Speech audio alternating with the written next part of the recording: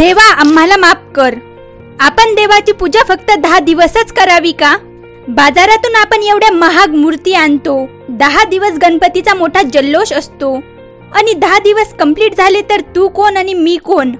मित्रांनो, ह्याच त्या मूर्ती आहेत ज्यांची तुम्ही मनापासून पूजा केली आणि आता बघा त्या मूर्तींची काय दुर्दशा झालीये। काही मूर्तींचा पाय तुटलाय, काहींचा हात, तर काहींचं डायरेक्ट मुंडकं। आणि आपण कसं काय अपेक्षा करू शकतो की देवाने आपल्या सगळ्या मनोकामना पूर्ण कराव्या?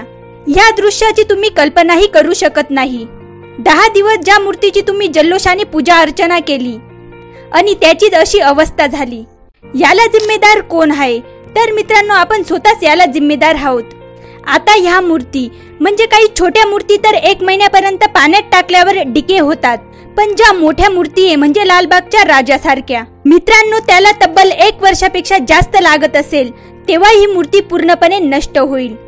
मूर्तिकाराला ती एक छोटीशी मूर्ती बनवण्यासाठी पण खूप मेहनत घ्यावी लागते, तेव्हा छोटीशी मूर्ती तयार होते।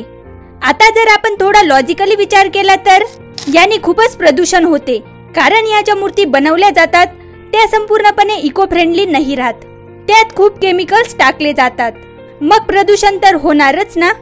आपण मागच्या इयरची मूर्ती कधीच रियूज करत नाही। आपल्याला वाटतं असं केल्याने गणपती बाप्पा आपल्यावर नाराज होतील, किंवा हा एक दिखावा सुद्धा असू शकतो की याच्यापेक्षा माझी मूर्ती सुंदर असली पाहिजे, म्हणून आपल्याला मागचीच मूर्ती वापरायला लाज वाटते।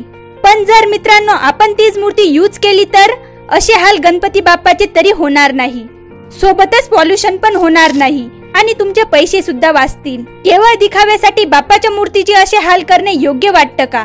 कमेंट मध्ये सांगा। जर व्हिडिओ इन्फॉर्मेटिव्ह वाटला असेल तर व्हिडिओला लाईक आणि चॅनलला सबस्क्राईब नक्की करा।